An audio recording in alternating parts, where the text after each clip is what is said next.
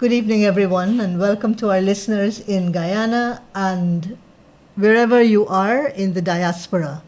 My name is Janette Bulkan. I'm Guyanese. I'm here representing the Oil and Gas Governance Network, OGGN, which is a 501c3 company incorporated, registered in New York.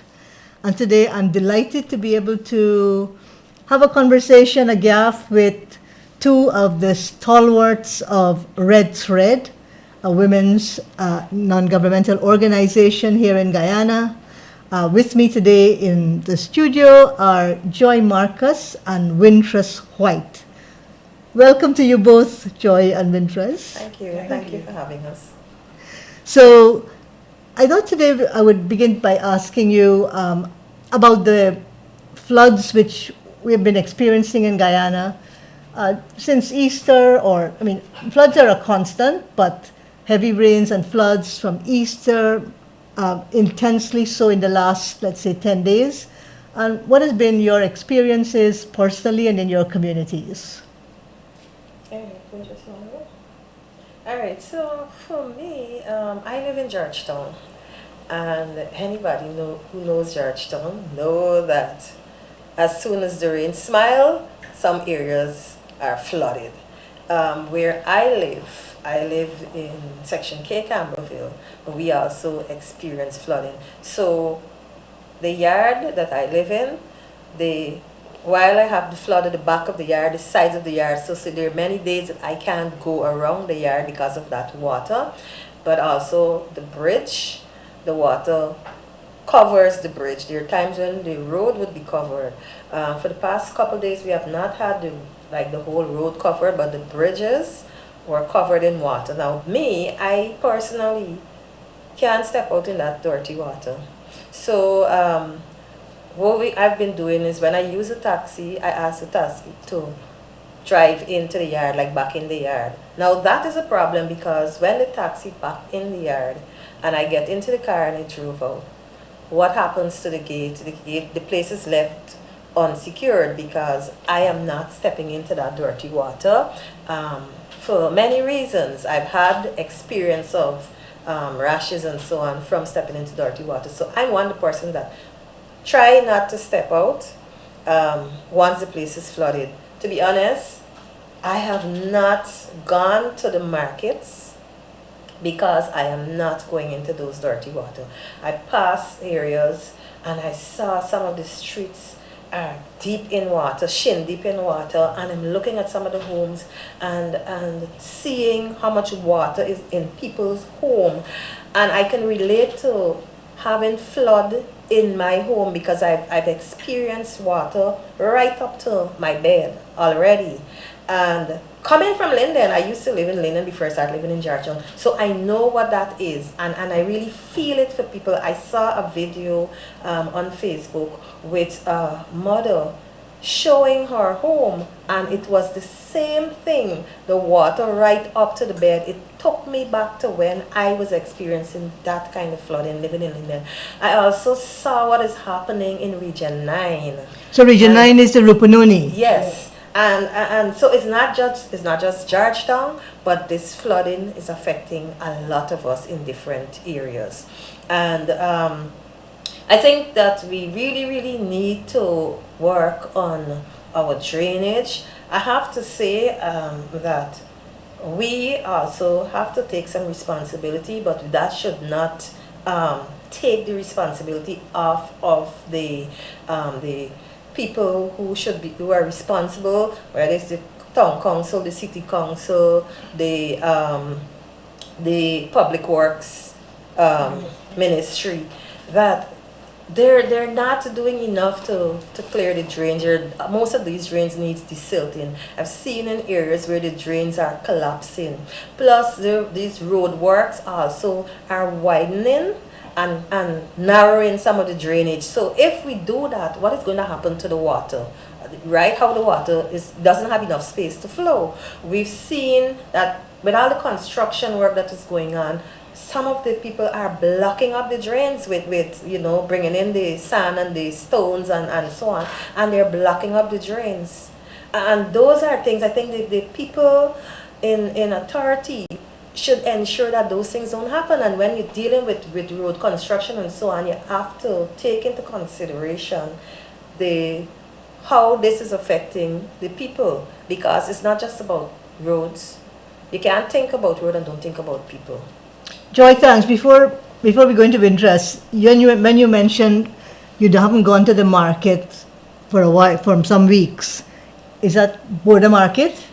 Well, both markets, because name them please. Name them please. Both border market and Stabrook market. Because I'm afraid what I do, if I hear people going to the market, I piggyback on that. I'm not going to lie about that. I piggyback on it. I'd say, listen, when I go to the market, just give me a call and let me know how green's selling. So that is why I would know the price. Let me know how green's selling, and I will ask you, if you have enough money to pick up this from me, and I'll give it back to you. Or if the person is passing my way, I would give them the money and say, we can buy a card into this. But also I have the opportunity of being able to buy greens from, there's a place on Sheriff Street that sells everything that the market sells. And so I also have that opportunity of being able to go there, but not everybody could have that option. During the flooding. Yeah. Thank you, Joy. I've seen videos of what is happening in the market, especially border market. So Joy Marcus is not going into the market, and Joy Marcus even afraid to buy greens because you don't know what is contaminated with the flood waters. Thank you, Joy. Wintress, and you want to add about your experiences of flooding and the communities you live in and are familiar with? Okay. Yeah, I live in Stevedore housing scheme. It's a working class community. And every time the rain falls, our road gets flooded. And it's bad because in that area it's sewage and it's dirty water coming up, and you have to put your feet in those dirty water. And it's not good. Sometimes it's come till up under my steps. And I'm very, very scared because my area has snakes. Next door to me is a empty lot that's taken over with bushes. And I'm very, very scared. The other day they had a snake right under by me, and I was frightened. It is anything like right in a snake. And then next door, you have people who in dog food. So I'm dealing with not only snake, I'm dealing with rats. So rat in that water is dangerous. It's dangerous for health and everything. And I have 2 grandchildren. I'm very, very scared of them. And then not only bad when the rain starts, when the flood starts, I have to deal with cockroaches coming out from various people places. So it's really scary. And that put my mind back to 2005 when we had the flood.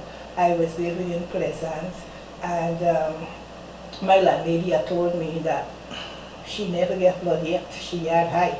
And so I was standing up to the front door and debating whether this water will come in because of what she told me. And then when I looking for the water to come from the front, the water came from the back. I had the same experience once. Back. And this water come like, it come in a gush. It didn't come slowly, come right away. So it's a good thing I put up certain things, because although she told me that, I decided to pick up carpet and all of that, but I didn't get to save a lot of things because my old household thing was damaged, even clothes was damaged.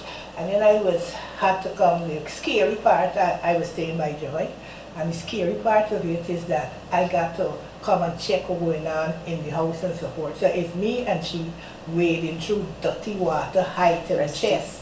And at one point the boy said, look, I don't want that, there's a snake. So since I hear snake, I start panicking, but it's just big mind keep me on. So that is what I am thinking. And then they say they leptospirosis. We didn't even know. We just keep going, but afterwards it come on the news that people taken in with that kind of disease. So it's really scary. And when you look at Georgetown, right? And we know Georgetown is below the sea level. When we look at Georgetown and see all those monstrous buildings going up, what is it doing? And then we have so many road construction, as Joy said, and I want to know who is the engineers, because what they do keep doing is narrowing the trenches, and no proper thought about how this water is going to drain, no proper thought. and how the water draining out. So I just feel it's one big confusion after confusion, and then this climate change that we're experiencing is going to get even worse. And people like to say Linden where joy come from don't flood, but I see Linden flood. I saw it flood, and Linden is a high place. So Linden is a community in the hilly sand and clay area, Yeah. about 80 miles south of Georgetown. But Janet, just look at what's happening on the highway. I just saw a few That's days the Linden ago. Highway. The Linden Highway, the amount of water. Looking at that video and seeing those vehicles coming through that water at Splashman area was I was not there, but I was scared. I was scared for those people. And then my sister called me to say, she praying because she was traveling down, so she had to pass through that water too. But I was looking at that and I was scared for those people. The flood, we have to think about people who have children. Yeah. Think about the elderly, because the flood, having those people shut in and can't move. If you have elderly people living by themselves and don't have anybody to help them, you got to think about what is going to happen to them, coming down in that water. People bridge cover, you don't know where you're putting your feet, right? And the injuries that people could get. Think about people with children and those little children, and how it's suffering. I know what that is because I've been through that, and I know what it is. So I really empathize with people who are experiencing it. For being in a house with water in your house for days, that is not healthy. And so I just think about it. The water breeds mosquitoes, and mosquito breeds all kinds of diseases. Yeah? Yeah. We used to say that Georgia got malaria, but now we can't tell if Georgia have malaria or not, because there are lots of people never go in the interior and have malaria. Yeah, So so I is will that- look at the pipes and the water that we come through the taps and so on, because there are other diseases that you have to cater for, typhoid and all of that, if we have leakages and people don't know, Yeah. and that flood water is seeping into those taps and it's coming to our houses and we're using it. So Yeah. This is on a So thank you, Joy and Wintress. If you've just joined us, this is Oil Talk by OGGN, the Oil and Gas Governance Network, and our guests today are Joy Marcus and Wintress White of Red Thread. We've just been speaking about the flood, constant. Both of you mentioned going back to 2005, not just Georgetown, but the Linden Highway, which is the main artery going into the interior, Region 9 affected by flooding, and all in the context of the boasts by our leaders that we have the highest GNP, the GDP, gross domestic product, in South America, and yet this huge suffering. So today we'd like to talk to you about a bit, or hear from you about the March 7th Speak Out on Oil and Gas, which Red Thread organized with A Fair Deal for Guyana. And to ask you, what was the purpose or the thinking behind having this Speak Out on Oil and Gas in March this year? All right, I am going to go through some logistics and leave Joy to do some more talking. Speak a little louder, please, Wintress. I don't really have a large voice, the older I get, is the more soft the voice gets. I don't know Okay. if it was age or what. All right, so when we decided to do the Speak Out on Oil and Gas, in our minds we saying that, maybe this thing would not have been successful because of how the landscape in Guyana is now, with people very scared to come out and talk and support. We in our organizing, we find that people are not coming forward as before. So we do that. We went into that with two minds. But because we're grassroots and we know that we had the privilege of hearing and learning about oil and gas from an expert who broke it down for us in simple language, that we know that we wanted to have other grassroots people like we to know the same thing that we know, because of the truth. When we hear Guyana was drilling for oil and gas, we had no time with it. But after the rapid drilling, then we said, nah, this had to have ramifications to grassroots people. And that's why we put ourselves in a position to know about it. So the organizing was very, very difficult, because we not only had to organize on the ground, We had to organize through the internet and support. We had to go into communities to get people out and support. And we really had to do lots and lots and lots of talking and persuading to get people to come out. So that in itself was a real hard work, to get people to even come out and listen to you. In one case, I went to Better Hope, people just watching me through the blind. So Better Hope is on the east coast of Demerara. Yes. Yeah, it's a predominantly Hindu community. An Indian community. Yeah. So, but we had good luck because on the day of the organizing, what we kept in our heads is our coordinator telling we bump on chair, then we can know if we're successful. So we work, really work.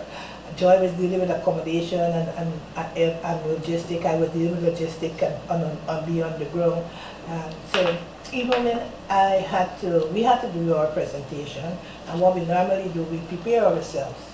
So even on the night at 12 o'clock, I said, Joy, I can't do this. Joy said, Wintress, you got it. I said, no, girl, can't do it. I'm tired. Yes, we'll come out in the morning. Well, in my head, I already said I brush you off because in the morning now, I try to wangle my way out by calling up two of our coordinators to tell them I really can't make it. But then I had the coordinator to tell me, I can help you. So you know what? I decided, nah, I'm going to come out and enjoy, do it with Joy. Because I'm more comfortable with her. So me and Joy managed to put it together, and on that day, and I said, wow, look how perseverance can get us. So on the day of the conference, when I look around, or when we look around and see so much people, wow. I smile like a cat. Yeah. I smile, I really, really smile. I said, yes, hard work paid off.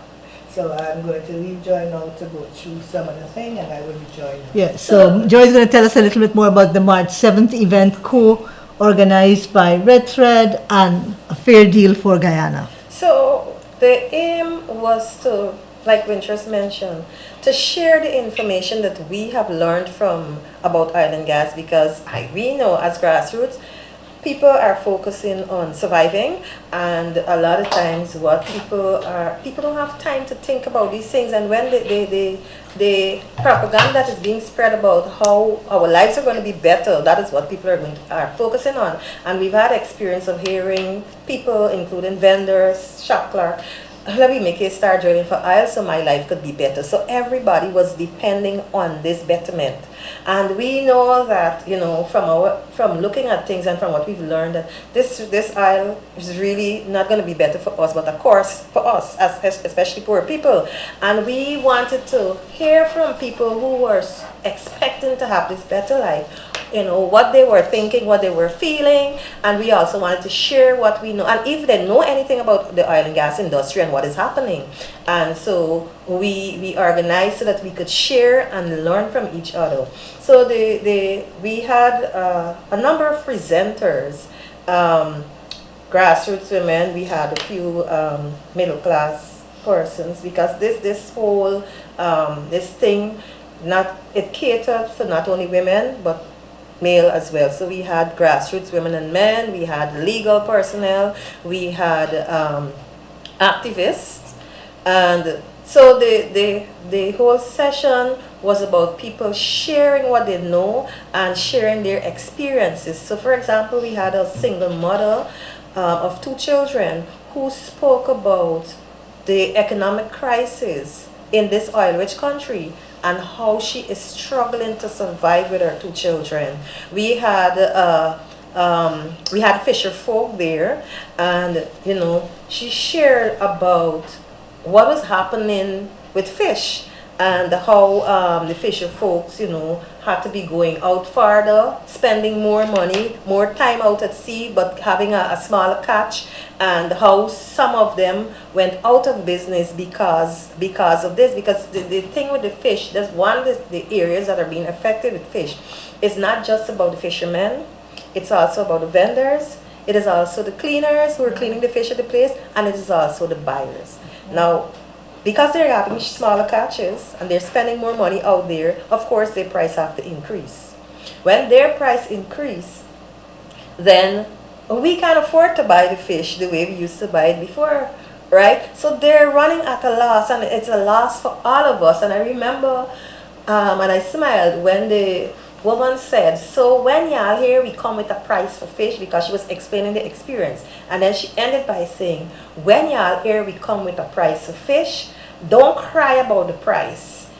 It's either you could eat the fish or you can't eat the fish, but we can't do anything more about that." And I smiled at that because I understand exactly where she was coming from. And so it's not just about one person being affected, but it's a chain. It's a lot of people being affected by it. We also had a small miner sharing our experience about being a miner and the pressures that small miners are facing, and she's comparing that to what is happening to what she called the giants. And she did make reference of, you know, the things that ExxonMobil and other my companies are getting away with, that small miners are being penalized for. So and I think the whole sharing of those experiences was a rich conversation happening about how poor people are really struggling to survive. We had the representatives from the Covenant on the east bank of the Marara, who shared their experience about how they fought to protect their community and how they won, which is a plus for us, because when one person wins, everybody wins, right? We had the residents from the Houston area sharing their experience about the Schlumberger, the waste facility at Houston, and how they fought for that as well. And then we had like lawyers talking about the various court cases that people have taken, you know, these Exxon and so on to court, and give us an idea of what was happening, because a lot of us didn't even know about the court cases, first of all, or much less to know what was happening. Listen, when people are struggling to survive, you know, people say, "Oh, they're lazy, they can't read, they can't."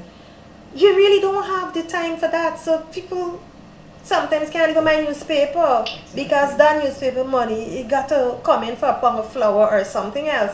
And because you're not in that situation, a lot of times you wouldn't understand. But what you try to do is to bash the poor people. Who is bashing? Who is doing the bashing?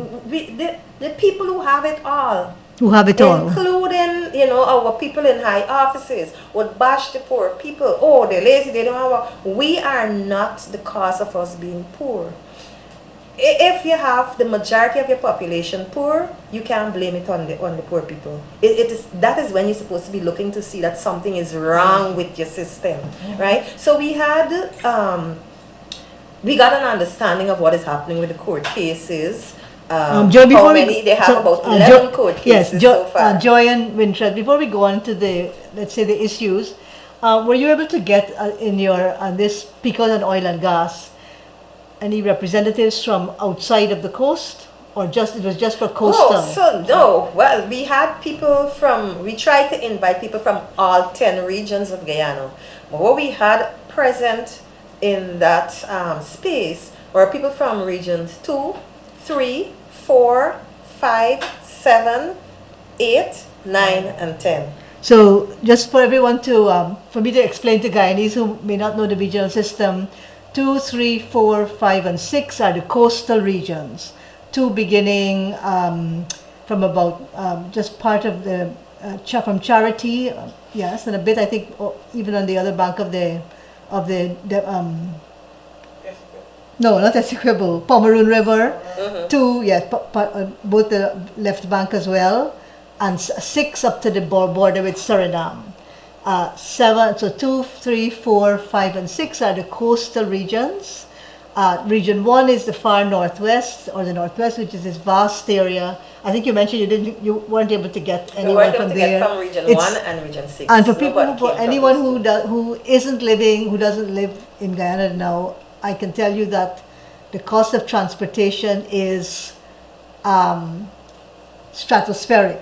That's what I can say. Is taxis on the coast, minibuses on the coast. Well, minibuses are the cheapest. We can talk about those a little later, and their struggles, the struggles of minibuses. But travel through by boat, by air travel in Guyana is magnitudes greater than the equivalent travel in many other parts of the world. So I'm really delighted to hear you were able to get representatives from coastal regions as well as Region 7, which is the the Madhya area, no, that's Region 7 is Region 8, Baltica. Baltica area, Yes. Region 8, Yes, the Madhya Baltica. area, and Rupununi Region 9, Yes. and Region 10, Linden. Linden Yeah. as well. And I want to say something that even though people are interested in having these conversations and participating and so on, even though there's a fear of really standing up, but if we were not able to, one of the things that we did, because we, as poor people, we take into consideration every little thing that poor people have to deal with, right? And so we ensure to get enough to provide for transportation for people to come from the different areas, and also to take care of accommodation and meals and so on, right? The thing is that we wanted people to know about oil and gas and what is happening, but we also wanted people to hear from people what is happening with them in the various areas, and also to talk about what individuals, what organization and activists were doing in resilience to this whole oil and gas, because we want people to understand that we can't just sit back quietly and allow these things to happen. And while some of, like for example, the court cases, while some of the court cases were thrown out, or people would say, oh, you lost the case, because people keep saying, I don't know, we're wasting time and nothing is going to come out of it. It is not true that nothing is going to come out of it. First of all, those court cases has forced institutions and the powers that be in some ways to step up their game, Yep. right? So even if you don't get a win-win, as people would say, the fact that you still have a win, because the fact that now you have to, there are certain things that they have to take into consideration, for example, Exxon, for example, the EPA and so on. It is a win-win. We look at the Schlumberger thing, the whole thing had the people had to pack and leave. So we see that there are some wins. So even though some of the cases thrown out, Still have a the win side. fact that you put it out there is a win. Yeah. Right? And so we wanted people to not get discouraged by those things. And I know that honestly, with all that is going on, people are in a beaten down mode. Yeah. And we have to try to rise above that. And so part of the whole purpose of this was not just to inform, but to encourage people and to show them if COVID then could win, then it's our win as well. And then so we too can do stuff. Thank you, Joy. This is Oil Talk, podcast put on by the OGGN, Oil and Gas Governance Network, 501c3 NGO. And today with me are Joy Marcus and Wintress White of Red Thread. I didn't ask you to introduce Red Thread earlier, so maybe can we talk a little bit about your organization, Red Thread, which is such a pioneer and doing such remarkable work in Guyana and globally.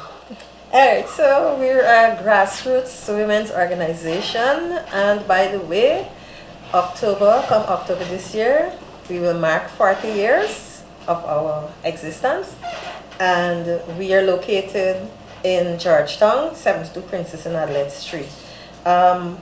We focus on 3 priorities that we think are critical to the lives of grassroots women. So we organize against all forms of violence, including state violence, economic violence, and violence of the environment, and domestic and sexual violence and violence against children, elderly, and so on. The other priority that we organize around is for grassroots for us to have affordable access and a living wage. We need affordable access to goods and services, which has to do with housing, education, healthcare, and so on. And then we organize for grassroots to gain political visibility and voice. Not party politics we're talking here. We've been accused of many times of being affiliated to party. We're not affiliated to any political party. Our members maybe support different parties, That is not what we focus on, because people have a right to support who they want. The politics that we talk about is our existence. How are we existing in this economic crisis, in this fastest growing economy? So that is the kind of politics that we focus on. How are we surviving? So and so for grassroots to have political visibilities and this visibility and voice is for us to be able to speak up about the things that are bothering us and to make demands for betterment. So you mentioned that this is the fastest growing economy.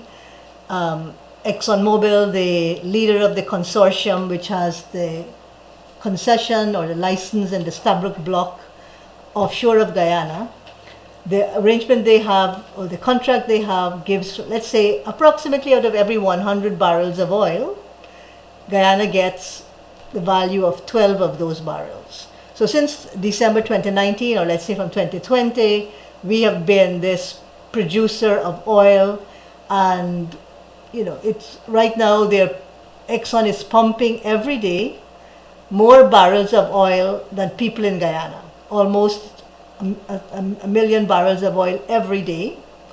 And we have perhaps, let's say, a million people. We don't know, because the 2022 census, the census has not been released. We've only had provisional release of census figures.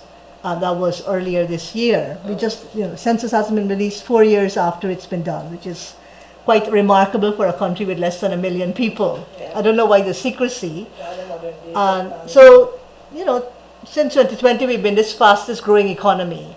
And you mentioned some of the stories you've heard: the fish vendor who, comes upon people who can't afford the fish. And you mentioned as well the single mother with children. What are some of the other experiences you heard from other regions or outside of Georgetown to do with what it is to survive in this oil and gas economy since 2020? Basically, we also had farmers. One of them had a semi-stroke, and he's a farmer, right, doing farming work. And he spoke about the hardship of getting to his farm, because the price of the gas raised, the boat price. Every single thing raised.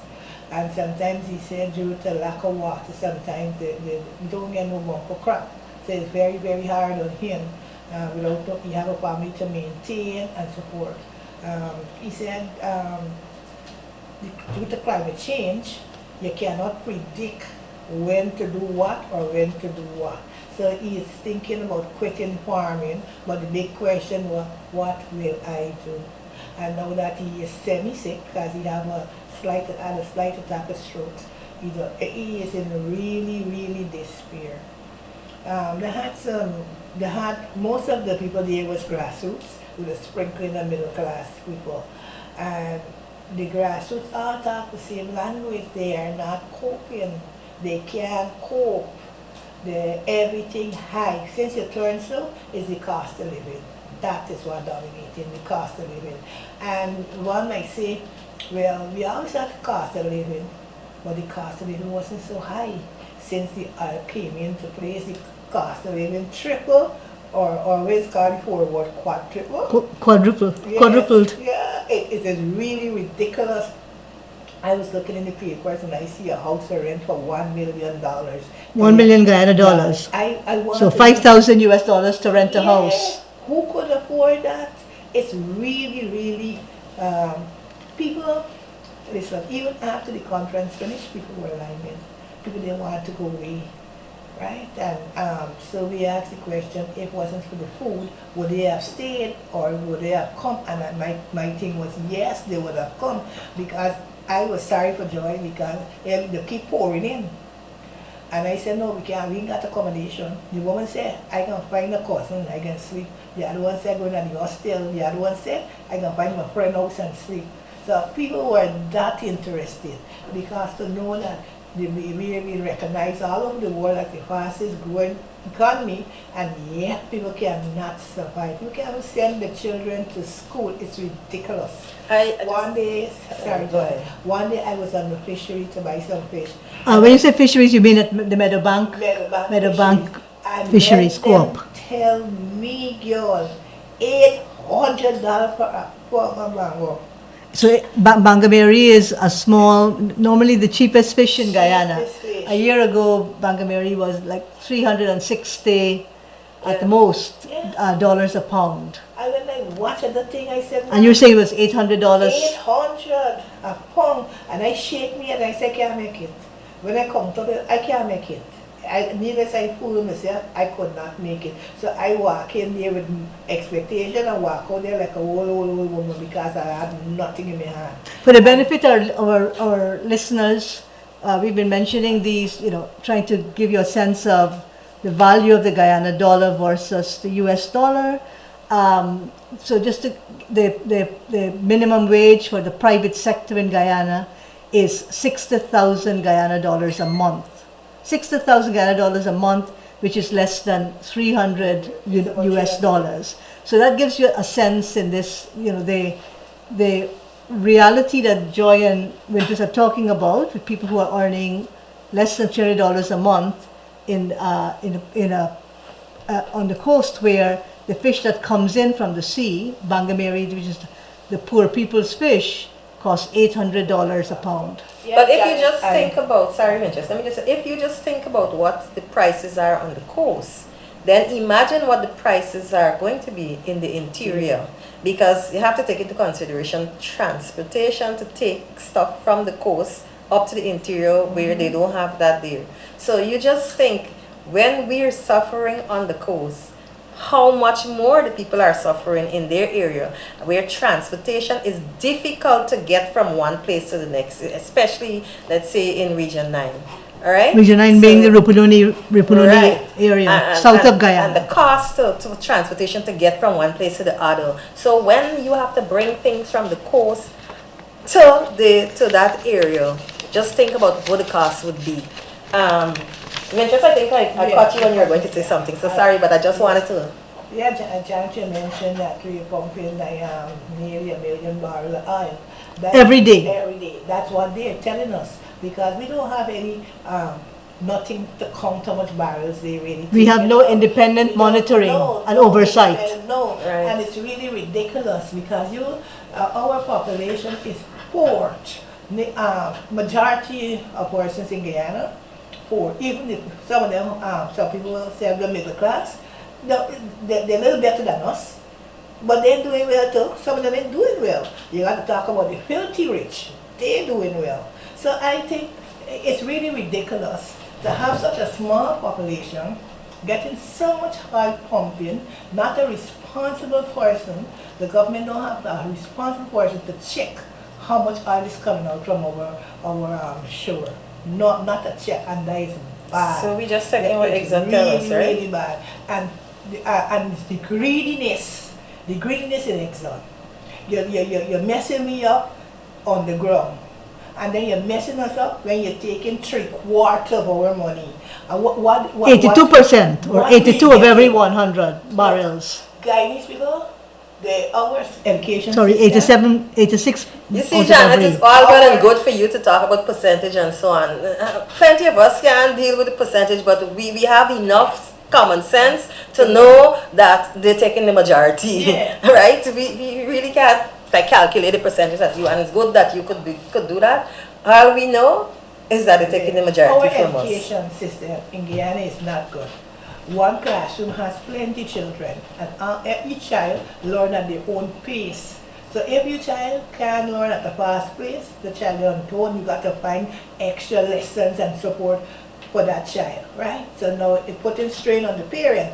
Where we have a giant multi-billionaire, trillionaire, whatever it is, robbing us blind. And nobody is saying nothing, not a thing. Just imagine, if they eat caviar, we paying. If their children go to the fancy school, we paying. If they sleep in the hotel, We playing, and they can go in no Lucas hotel like me and Joy. You They went in can, the hotel, I'm on well, that. there's it. They go into the 5 stars hotel and they're eating up the best because you know why? Though they are millionaires and billionaires, it's not coming out of their pockets. Yeah, and So I think- Guyana reimburses all of the costs for the oil and gas that's extracted since the exploration began in 2009. And I think the contract is really, I'm no lawyer. First to begin with, I don't have a legal mind, but I got a solid primary education to know that the contract, when it was read to me, it isn't worthwhile. I want to know how scholars, people who went and studied law, got almost PhD or whatever in law, could accept that. It really, really can hold or fetch water in that. And the thing is, a government supposed to be a caring for the country and caring for the citizens. How could you make people come in, destroy the environment for one, and then destroy the country, and then destroying the people too? It can't be right. It could not be right. It's unfair. And we don't have nobody. The EPA, that's the Environmental Protection Agency, is supposed to be protecting the environment, protecting the people, because that's what they're here for. No, they're not doing that. They're siding with the giants, the iron giants, to contaminate the environment. And it can't be fair. People, Janette, people punishing. It ain't got no if and but. People punishing. And poor people in eating because of for taste and all that. They eating for full the belly. And close your eye and drink some water to wash it down. And that's how poor people are forced to live. We forced to live like sardine in a house because the house rents are there. All of us, people come together, friends, everybody for pay the one house rent. So all the spaces in the house occupied, under the table, on top of the table, on the cupboard, and over the cupboard, every Kitchen single floor space. becomes bedroom in the night. Yes. I mean, a lot of people can't relate to that, but you know, it is the space. fact and the reality of how we're living. I just want So to come before, back to just to say to our listeners, this is Oil Talk hosted by the Oil and Gas Governance Network. And our guests today are Red Thread, Joy Marcus, and Wintress White. Over to you, Joy. So I wanted to come back to Wintress mention about, I think you mentioned about taxes. The small man pays the taxes. The small man and woman, the poor people, we the grassroots are paying the taxes. The people who are earning the bulk of the money and the big money, they're exempted from taxes. How could that be right? How could you?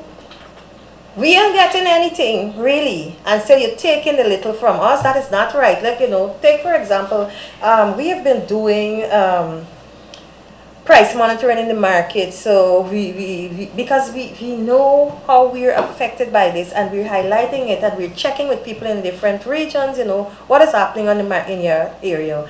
And you know, we hear these ridiculous costs. I remember that a woman from Region 7 said to me, So Region 7 would be Bartica Bartica area. and so on. I hardly cook greens, and when I could afford greens, I could cook it, and I could just buy a small portion. I cook a lot of gravies, and sometimes to stretch the greens, I would have to add potatoes. And I said, why potato and not Edo? And she told me that potato is cheaper than Edo's. So potatoes would be what in Ghana we would call the Irish potato, and that's imported, whereas Edos are local. Yeah. And so, Joy, you're talking about locally grown produce is more expensive than Yes. imported. Like, let me just give you another example. I went to the market one day, and I was asking about the other thing you would find is that one vendor would have the same produce or same product, and there's two different prices. So for example, there was cabbage at this vendor at this stall, and the cabbage had two prices, and I asked, what's the difference between that? And what the woman said to me was, one is local and one is foreign. But of course, the foreign one was cheaper than the local one, right? And that is border market. That's just to say what, you know, the things that we go through. So the local cabbage at that time was $600 a pound, and the foreign cabbage So was $600 would be $400 a pound. cabbage. Therefore, would be Like $3 US a $3 pound Yeah. for cabbage grown in Guyana, versus two something US a pound for imported cabbage. And I think that gives us a sense as well, and you can speak about it, of the inflation of everything in Guyana, all food that's locally grown and, Jan, other you items. know what it is to go to the shop and buy one tennis roll? But that one So tennis roll is cut a in- small bun. And you're cutting one tennis roll to share for two people. Wintress, I'm going to put you on the spot because Wintress had a small shop, and I'm just going to give this as an example of what small business people are going through. Wintress had a shop, and people would come to the shop. It's not a big shop. She ain't got a big set of money, but when people come to buy a tennis roll to put in the child lunch kit, and then, auntie, how much for a dab of nut butter? Because just to don't give the child that bare tennis roll. Now Wintress had to learn how to sell half of an ounce of cheese. Wintress had to learn how to sell a dab of nut butter. Sometimes you can't calculate that, so you do. You just give them the nut butter and say, man, go, right? But what is it doing for her business? But as a poor woman, she understands the struggle and she is trying to help in as much as she can. So her business eventually flopped because she's not making anything. Small businesses cannot get tax returns as the big businesses. Right. So we really not catering for the poor class of people in this country. And that is sad. That is sad. I'm thinking of how is it that our governments, and for me, when I talk about government, I don't just think about who's in power. I think about the opposition as forming part of government, because they're supposed to have the interests of the people at heart and fight for the interests of the people at heart. These are people in the parliament who should get together to really decide on these budgets and not just one set of people. And when we get some ridiculous budget that we never had. Well, the highest set of budget now, since we got oil. Trillion dollar budget. I never hear them about $1 trillion budget before, right? And this is what we have now. And now that we have such a high budget, people are struggling more than ever before. To the listening audience, just to say that in Guyana, the parliament, to be fair to parliamentarians, does not meet on a regular schedule. The dates when they meet are decided only by the ruling party. So we've had a situation where for 100 days, we've had no session of parliament, which means the government parliamentarians, the opposition parliamentarians, the committees have no opportunity to meet to discuss any issue vitally important to Guyana, to discuss any legislation. So I'm just trying to point out that it isn't like many organizations where we know 1 week per month, let's say the third week of every month, Parliament meets. There is no settled and shocking timetable for when the people whom we elected across Guyana, we elected parliamentarians, no schedule, independent and fixed schedule of when they meet. So this shows the way in which the country is left at ransom. Yeah, but I just think that this is not right for us as a people. And when you take that oath, you took the oath to serve us. And what we are seeing is not people serving us, but serving themselves. They do not realize that they're accountable to us. And as we as citizens and ordinary citizens, we have to first recognize that these people are accountable to us. And we have to work together to hold them accountable. We need to put aside race, we need to put aside class, we need to put aside politics. We need to band together to ensure that we have a government that is working for us. All of us, not some of us, or not for self-service, but for all of us. And people, I mean, listen, people are afraid, yes, because of victimization. Oh, I agree with you, I support you, but I prefer to stay on the back burner because I can lose my job. And people are being threatened. We go into communities, it's difficult to organize in communities because people are being threatened to not associate with us. Once you're asking the hard questions and so on, you become a threat. But if all of us understand that the power that we have, then I think, we can begin to bring politicians in order. Yeah. Because at the moment, to be honest, they're out of order. Really Out of order, and they're living, some of them living large on our expense. We got to understand that this money is ours. People are so focused on, but we getting this little cash grant. Excuse me. If we fix the systems, then we don't have to depend on cash grant. No. Because cash grant is a short-term fix. We need long-term fixes. Going back to the flood, we have schools that are closed at this time, and this is time when people are children are writing exam and preparing for exams as well, right? But schools that are closed because flood.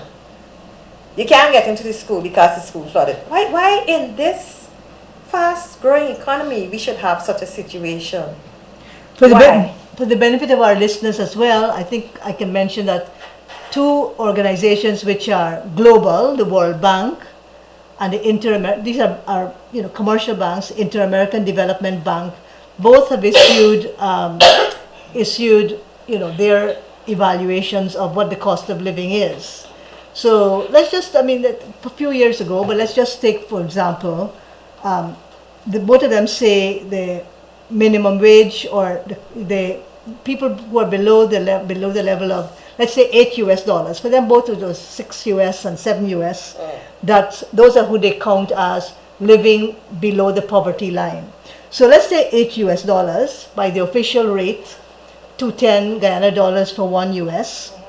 That would be 1,700 Guyana dollars. These organizations say 58% of Guyanese are living on under 1,700 Guyana dollars a day. That's the poverty line. Is $1,700 can support a person for 3 meals a day and part of the rent per day? Excuse me, it can't even give you one meal. Janette, I go into the market with $20,000. 20,000. 20,000 Guyana dollars. Yes, and I said, now I going to buy me some stuff. When I coming out of the market, I come out of the market with 2 black bags. 2 small plastic bags. Yeah, 2 small plastic bags. I think I rice, flour, sugar. No, with no staples. No, it's another.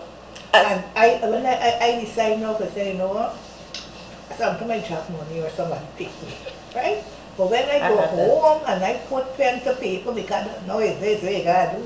When I start calculating and adding up, I said, my God, watch how my money done. Nobody robbed me, but the money just done. Janette, sometimes I hear when you say 58%, but in my mind as a grassroots woman, I think it's more than 58%. I think it's about 60 to 65% are the Guyanese living below the poverty line. But I'm wondering, going back to minimum wages, right? I'm wondering, who put this money together? Who say, well, public servants must get this kind of money? Well, this is the private sector minimum wage. No, I talk about the government sector. Yeah. Who said that? Who said, how could you come up with this kind of money? Because listen, some time back, when APNU get into power. So APNU was the political party, and plus AFC, which the coalition, which was in government from 2015 to 2020. Yeah. So when they get into power, they said that they were not going to raise their pay because at the then time, public servants wanted a raise, right? A salary. So 3 months into the going, they announced that they're going to raise their salary, and not only do that, retroactively. Like 50%. Yes. And so I was mad because teachers out there picketing from a raise of pay and they can't get it. So I said, what? Retroactively? And to me, Janet, they don't need it. because they have parliamentary money, right? They have minister money. They have allowances, Duty-free concession. duty-free concession. All these things Perks, they a have. lot of perks. The food allowance. Jump on a plane allowance, whatever you call that. Occasion. Garden allowance, electricity allowance, water bill allowance, and you know, and how you with such a high salary and all these perks can't live on what you're earning. We expect we to live on 60,000 without no duty-free concession, without no Tax exemption, without no all the vacation allowance and that kind of thing. They expect we must live on that. And you know what? People like to argue that poor people, you're poor where you want to the washing machine. You're poor where you want to the TV. Or you're poor if you drink too big, you get money. You can drink but you can't eat. Listen, sometimes I feel like drinking rum out this country has got you depressed.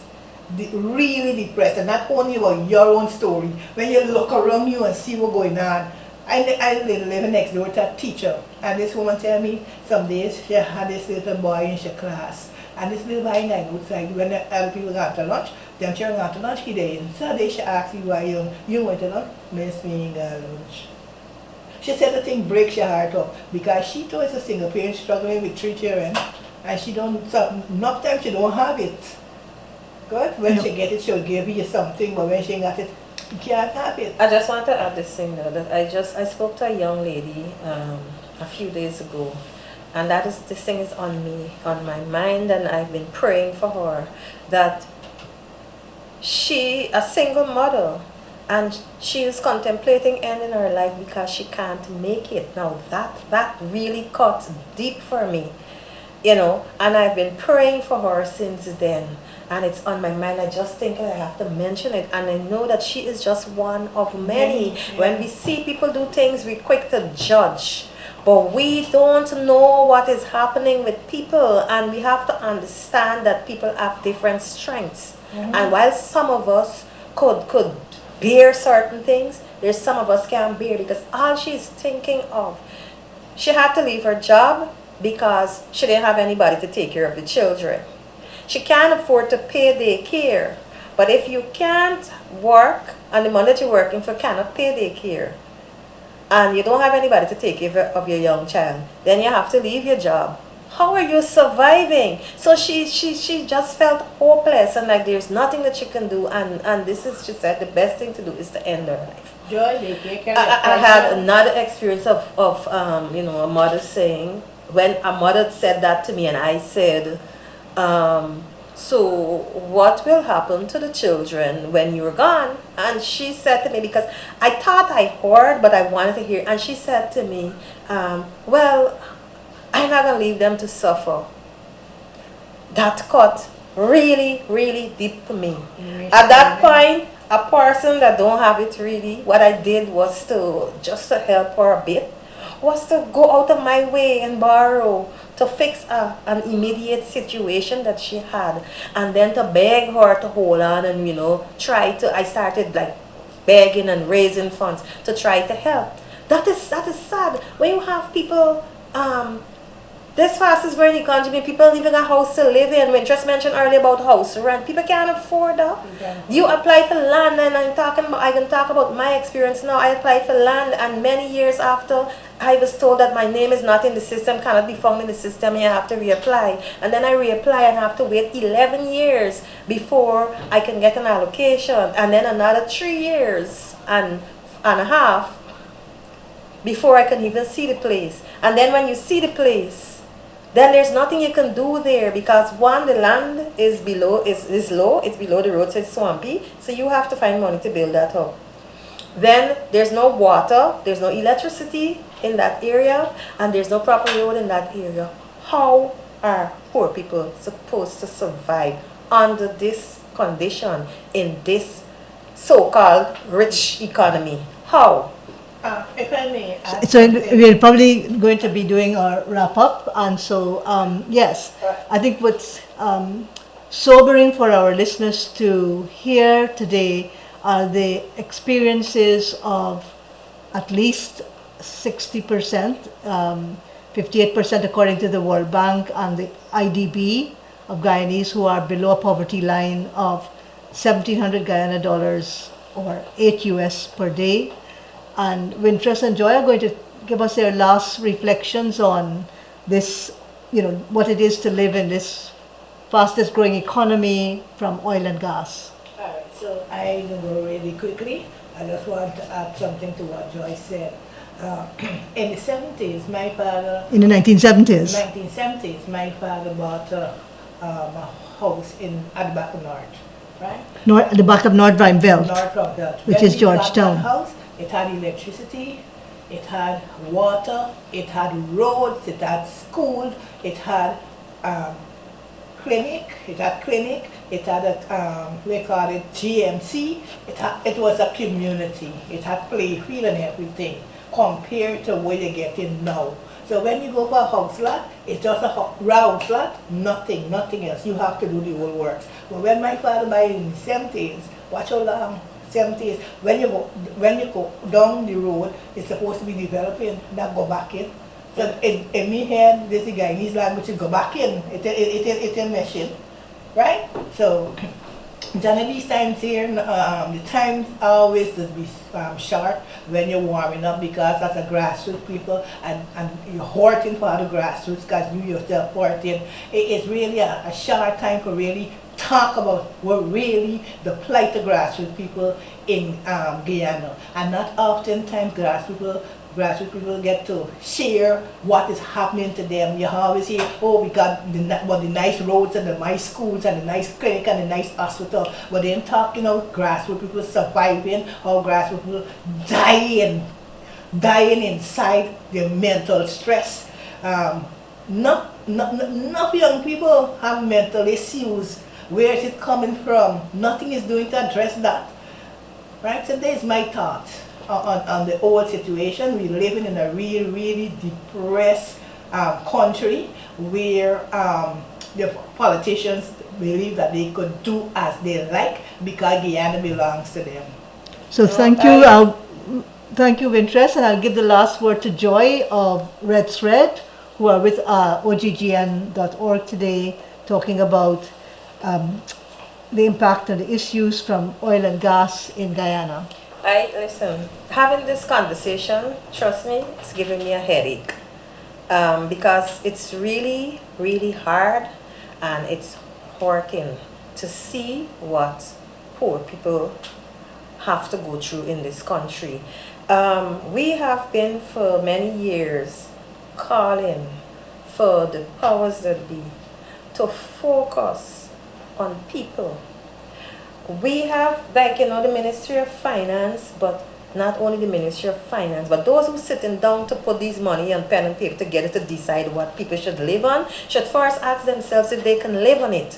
And if they cannot live on it, why do you expect us to be able to live on that? You prefer to put a lot of money, you invest more in infrastructure and into roads than you invest in people. Come on, you need to start investing into people, because if you don't invest into people and we don't have these people taken care of, then the roads make no sense. We're not saying that you don't need roads, We're not saying that, but that cannot be a priority over people and people's needs, right? You have to start focusing on your household and take into consideration the economy from an household level. Start from the house. Yeah. What are people's basic needs?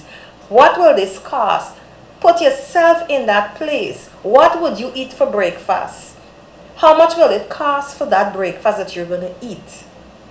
And that is where you have to start from. And what will other people eat for breakfast? It's not that you could budget for eat, bacon and all these things, and I could eat dry bread and some sugar water, because it might sound ridiculous, but it is the truth and the reality that is what people are doing at this point.